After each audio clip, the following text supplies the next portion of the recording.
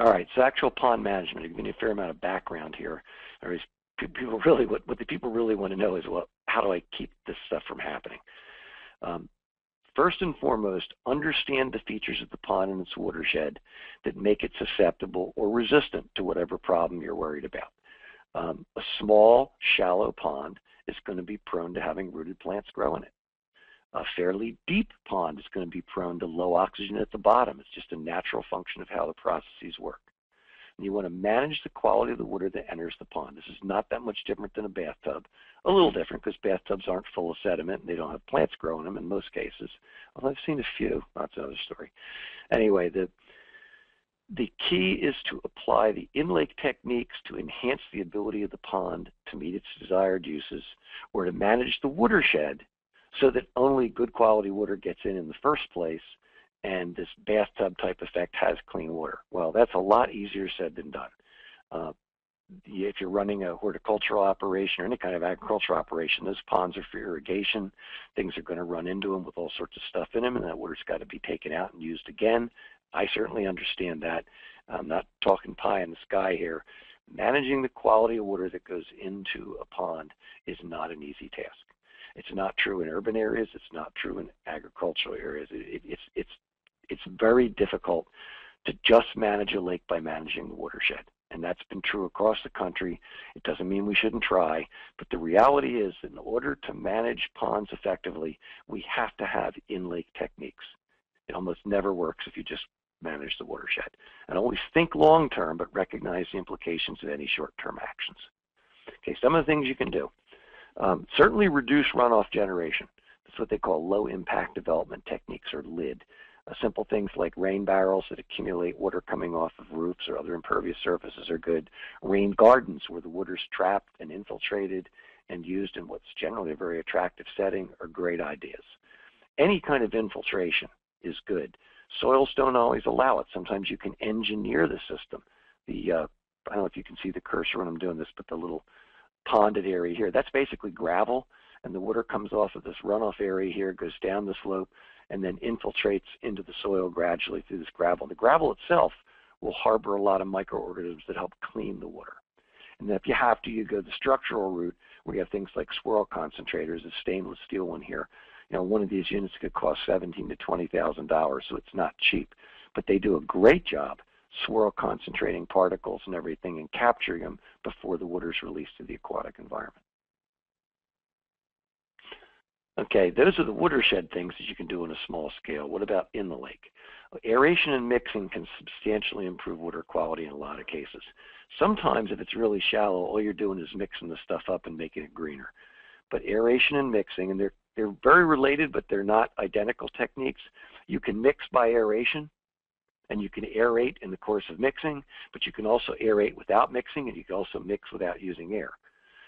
But again, mixing the environment minimizes water quality variability, so there's a good likelihood that you'll get at least an even quality of water. It may not be ideal, but it won't have those pockets of really poor water quality. And also, a lot of the algae do not like to go up and down in the water column, so you can also minimize them. Coagulation, which is the use of aluminum, iron, or calcium, or sometimes a synthetic polymer, can reduce phosphorus availability. It can also settle out a lot of sediment. Fairly commonly is used in water treatment and wastewater treatment all the time. All we do is take it outside and do it in the pond. Dredging is really true restoration. You know, you're putting the pond back in time by taking all the accumulated material out of it. But it's very, very expensive. And if you've got serious contamination issues, it becomes a problem to get rid of the stuff. The actual sediment can only be placed in certain facilities if it's overly contaminated, and it gets very expensive. Herbicides and algicides, they get badmouthed a lot because they do tend to only provide short-term relief, and there can be, you know, non-target impacts, but they can be extremely useful when all else fails, and in some cases everything else is going to fail. So having the ability to know what to treat, when to treat, and what to use is real helpful in pond management. And there are a lot of other techniques worth knowing. I mean, this could be the subject of an entire course. In fact, I can't cover them all, but I'll come back to a couple more later. Just to give you some background, the aeration and mixing, again, it homogenizes the water. It adds oxygen. It causes the pH to equilibrate. It'll process a lot of contaminants. It does minimize algae buildup in many cases. Sometimes it'll even minimize rooted plants. There's a lot of different approaches.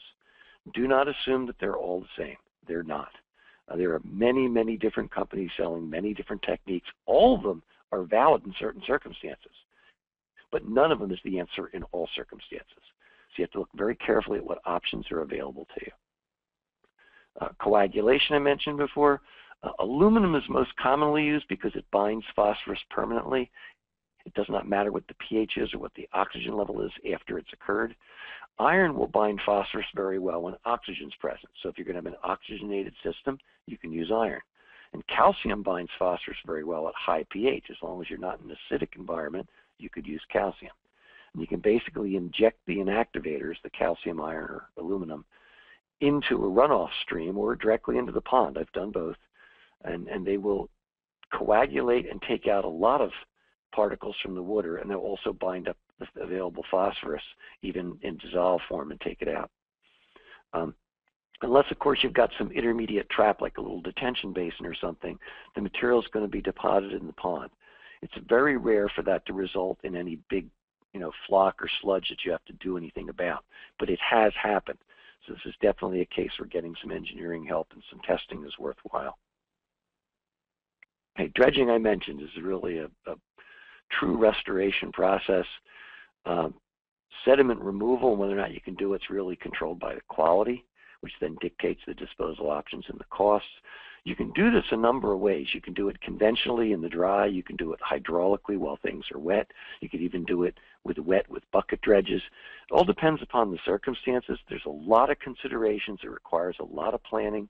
Most states won't let you dredge even a backyard pond without a lot of permits and a lot of engineering work done up front.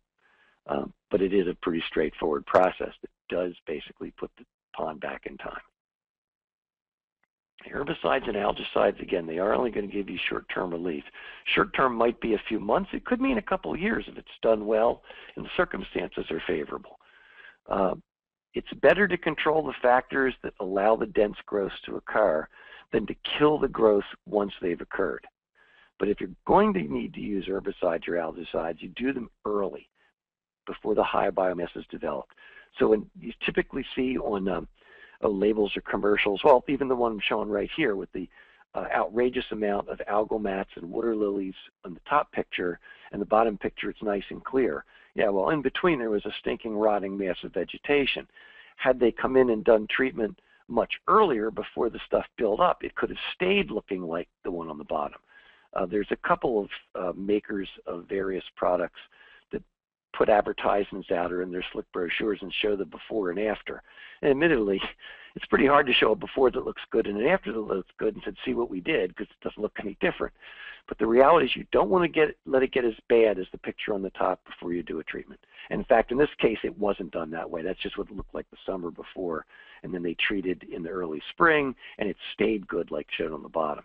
The picture sort of offset a little bit to the right is just showing injection of chemical going around the edge of a pond. But the point is that the key to using an algicide or even herbicide properly is knowing when to apply it to get the best results.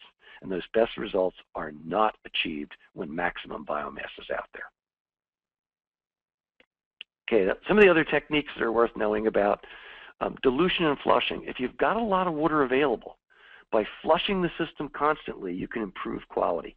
Even if there's still high nutrients, the algae can't reproduce fast enough. So the flushing can be really helpful. If it's really clean water, you get dilution, and that's good too.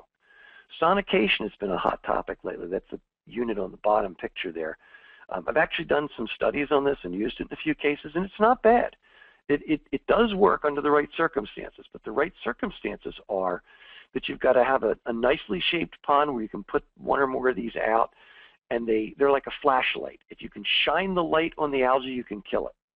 If there's rocks in the way, if there's plants in the way, if there's a curve in the pond, it's not going to get it done. These have to have a direct line of sight. Again, it's sound, it's not a flashlight, but it works the same way. If you've got something blocking the unit, it's not going to work. And that happens a lot naturally. I've got places where it did a great job knocking the algae down, and rooted plants grew up. And the rooted plants grew right in front of the unit, and then it doesn't work anymore. It's not stopping the algae. So this is one that you have to know a little bit to be able to apply it well. Dyes can work. Generally don't use them in flow-through systems where the water's going downstream, and if it's really shallow, they're not going to prevent rooted plants from growing, and it's very artificial. I don't know that you'd want that in a horticultural situation where you're then using the water to spray on plants or whatever, but it has been used in golf course ponds and reflection pools and things like that. Bacterial additives is an interesting topic. A lot more to this than I can tell you in the short time we have, but really what you're doing is you're adding nutrients and other enzymes that help the bacteria do a better job eating up muck and tying up nutrients. It's complicated in that some of those enzymes may actually be breaking down algae, so it may be an unlicensed algicide. That could be a problem. Most of these are not registered as EPA products. I don't think they do any harm. I have seen cases where they've done a lot of good. I've also seen cases where they did nothing. The problem is that we don't do enough background research to understand what to apply when. So these things tend to have a lot of different, a little of a lot of different things in them. So they have some initial effect, and then it kind of winds down. And of course, the answer is buy more and put it in. So it's pretty good business in that regard.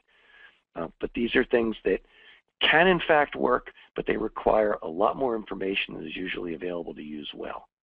Biomanipulation is nothing more than organizing the biological structure of a lake so that it gives you the conditions you want. The simplest version is people stocking fish to grow big fish and catch them. But if you put in the right types of fish, big fish eat little fish, the little fish would otherwise have eaten zooplankton. If they're not eating the zooplankton become more abundant, and the zooplankton are what eat algae. So they will filter the water and they'll make clearer water. So if lots of really big predator fish, relatively few panfish, lots of zooplankton, and relatively little algae, that's the ideal situation. Of course, then we'll come along and want to catch those big fish, and now we don't have so many big fish, and we get more panfish, and we get less zooplankton, and we get more algae. So biomanipulation can work, but it can only work if you're constantly staying on top of it because biological systems are not static. Again, you need to think of all the options as a toolbox.